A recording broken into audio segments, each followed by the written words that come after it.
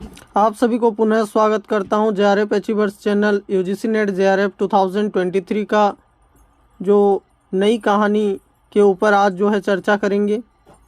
सुभद्रा कुमारी चौहान कृत राही कहानी के ऊपर आज जो है संपूर्ण विश्लेषण, उसके साथ साथ महत्वपूर्ण तथ्य के ऊपर भी बातचीत करेंगे। जैसे कि आपको पता ही चल गया है कि सुभद्रा कुमारी चौहान का जो लिखा हुआ कहानी राही कहानी जो है महत्वपूर्ण साबित होता है हमारे यूजीसी नेट जेआरएफ एग्ज़ाम के लिए।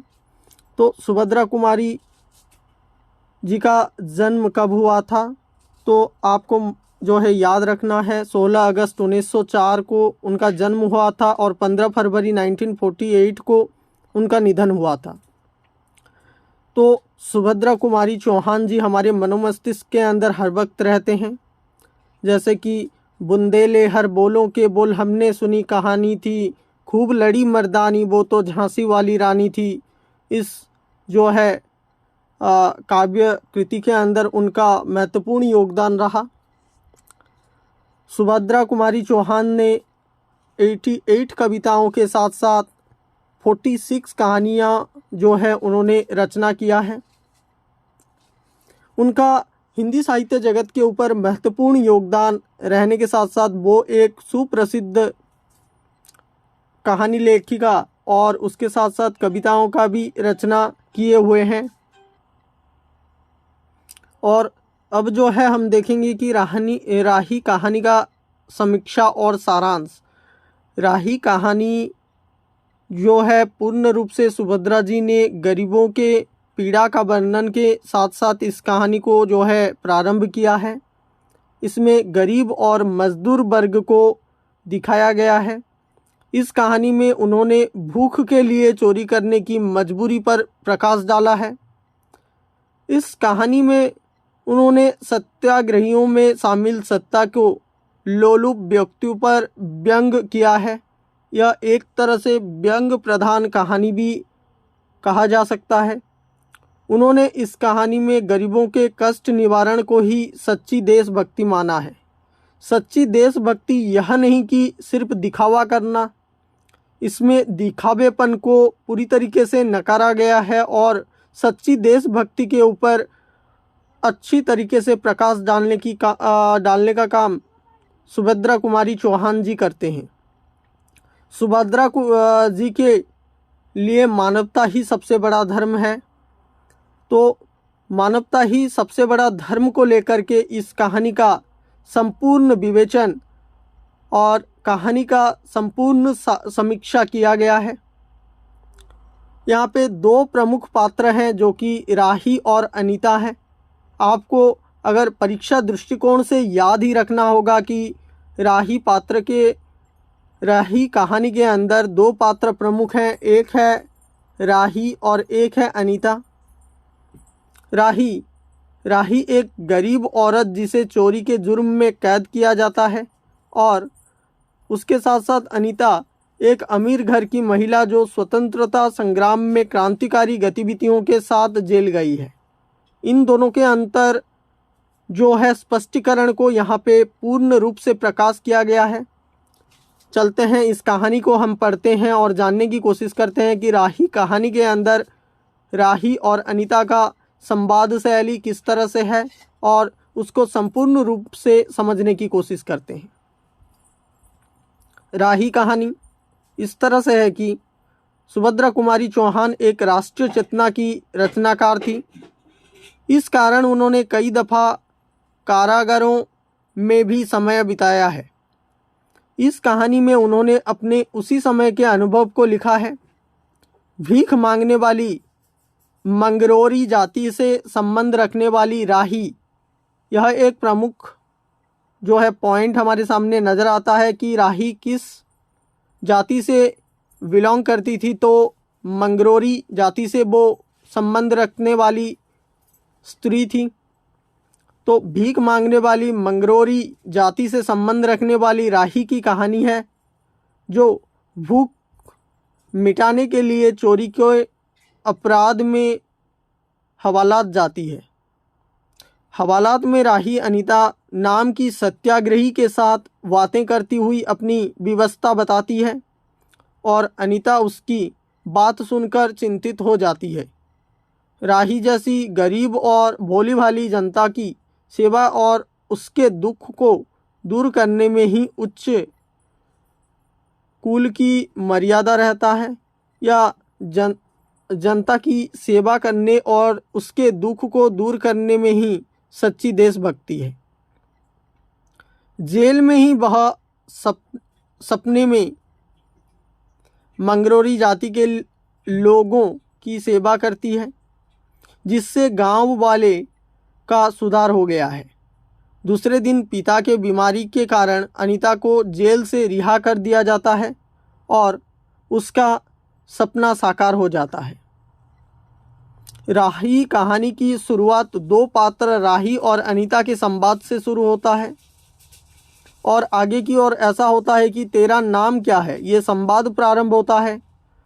अनीता पूछती है कि तेरा नाम क्या है, तो राही कहती है कि राही। तुम्हें किस अपराध में सजा हुई? चोरी की थी सरकार। चोरी? क्या चुराया था? नाज की गठरी। कितना अनाज था? होगा 5-6 सेर। और सजा कितने दिन की है? साल भर की। तो तूने चोरी क्यों की? मजदूरी करती तब भी दिन भर में 3-4 आने पैसे मिल जाते। हमें मजदूरी नहीं मिलती सरकार, हमारी जाति मंगरोरी है।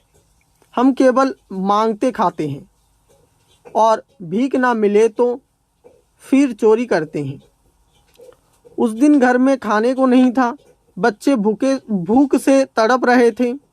बाजार में बहुत देर तक मांगा, बोझा ढोने के लिए टोकरा लेकर भी बैठी रही, पर कुछ नहीं मिला।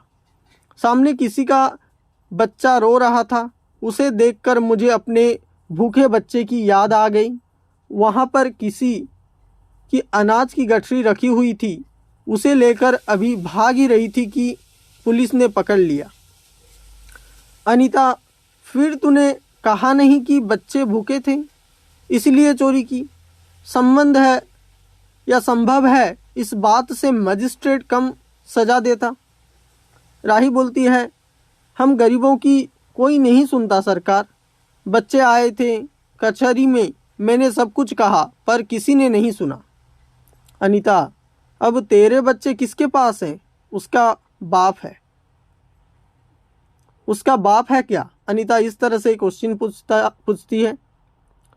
राही, उसका बाप मर गया, जेल में उसे मारा गया और वही अस्पताल में वह मर गया। अब बच्चे का कोई नहीं है। अनीता, तो तेरे बच्चे का बाप भी जेल में ही मरा, वह क्यों जेल आया था? राही, उसे तो बिना कसूर के ही पकड़ लिया था। सरकार ताड़ी पीने को गया था, 2-4 दोस्त उसके साथ थे।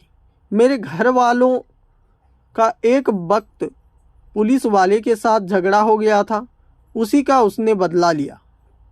109 में उसका चालान करके साल भर की सज़ा दिला दी, वहीं मर गया।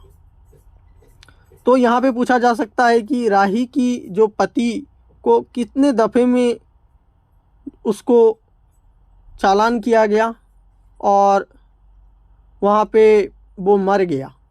तो आप बोल सकते हैं 109 दफ़े में।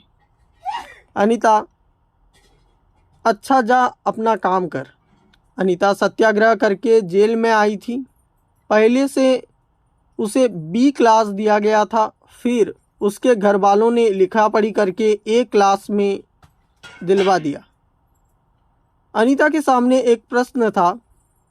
वह सोच रही थी, देश की दरिद्रता और इन निरीह गरीब के कष्टों को दूर करने का कोई उपाय नहीं है? हम सभी परमात्मा के संतान हैं, एक ही देश के निवासी। कम से कम हम सबको खाने पहनने का सामान अधिकार तो है ही। फिर यह क्या बात है कि कुछ लोग तो बहुत आराम करते हैं और कुछ लोग पेट के अन्न के लिए चोरी करते हैं। उसके बाद विचारक के अदूरदर्शिता के कारण या सरकारी वकील के चातुर्यपूर्ण जिरह के कारण छोटे छोटे बच्चों के माताएं जेल में भेज दी जाती हैं। उनके बच्चे भूखे मरने के लिए छोड़ दिया जाते हैं। एक और तो यह कैदी है जो जेल आकर सचमुच जेल जीवन के कष्ट उठाती है, और दूसरी ओर हम लोग जो अपनी देशभक्ति का ढिंढोरा पीटते हुए जेल आते हैं। हमें आमतौर से दूसरी कैदियों के मुकाबले अच्छा बर्ताव किया जाता है, फिर भी हमें संतोष नहीं होता। हम जेल आकर ए और बी क्लास के लिए झगड़ते हैं। जेल आकर ही हम कौन सा बड़ा त्याग कर देते हैं। जेल में हमें कौन सा कष्ट रहता है, सिवा इसके कि हमारे माथे पर नेतृत्व का सील लग जाता है। हम बड़े अभिमान के साथ कहते हैं, यह हमारी चौथी जेल यात्रा है, यह हमारी 5वीं जेल यात्रा है। अपनी जेल यात्रा के किस्से बार बार सुनाकर आत्मगौरव अनुभव करते हैं। तात्पर्य यह है कि हम जितने बार जेल जा चुके होते हैं, उतनी ही सीढ़ी हम देशभक्ति और त्याग से दूसरों से ऊपर उड़ जाते हैं। इसके बल पर जेल से छूटने के बाद कांग्रेस को राजकीय सत्ता मिलते ही हम मिनिस्टर, स्थानीय संस्थाओं के मेंबर और क्या क्या हो जाते हैं। अनीता सोच रही थी, कल तक तो खद्दर भी नहीं पहनते थे, बात बात पर कांग्रेस का मजाक उड़ाते थे। कांग्रेस के हाथों में थोड़ी शक्ति आते ही वे कांग्रेस भक्त बन गए, खद्दर पहनने लगे, यहाँ तक कि जेल में भी दिखाई पड़ने लगे। वास्तव में यह देशभक्ति है या सत्ता भक्ति? अनीता की आत्मा बोल उठी, वास्तव में सच्ची देशभक्ति तो इन गरीबों के कष्ट निवारण में है। ये कोई दूसरे नहीं है, हमारी ही भारत माता की संतानें हैं। इन हजारों लाखों भूखे नंगे भाई बहन की यदि हम कुछ भी सेवा कर सकें तो सचमुच हमने अपने देश की सेवा की है। हमारा वास्तविक जीवन तो देहातों में ही है। किसान की दुर्दशा से हम सभी थोड़े बहुत परिचित हैं, पर इन गरीबों के पास ना घर है ना द्वार। अशिक्षा और अज्ञानता का इतना पर्दा उनकी आंखों पर है कि होश संभालते ही माता पुत्री को और सास बहू को चोरी की शिक्षा देती है। ये लाइन को आप जो है अपने नज़र में बनाए रखें, और उनका यह विश्वास है कि चोरी करना और भीख मांगना ही उनका काम है। इससे अच्छा जीवन बिताने की वह कल्पना ही नहीं कर सकते। आज यहाँ डेरा डाले तो क्या, कहीं और चोरी की, बचे तो बचे, नहीं तो फिर 2 साल के लिए जेल। क्या मानव जीवन का यही लक्ष्य है? लक्ष्य है भी अथवा नहीं? यदि नहीं है तो विचारदर्श की उच्च सतह पर टिके हुए हमारे जन नायकों और युग पुरुषों की हमें क्या आवश्यकता? इतिहास, धर्म, दर्शन, ज्ञान, विज्ञान का कोई अर्थ नहीं होता, पर जीवन का लक्ष्य है, अवश्य है। संसार की मृग मरीचिका में हम लक्ष्य को भूल जाते हैं।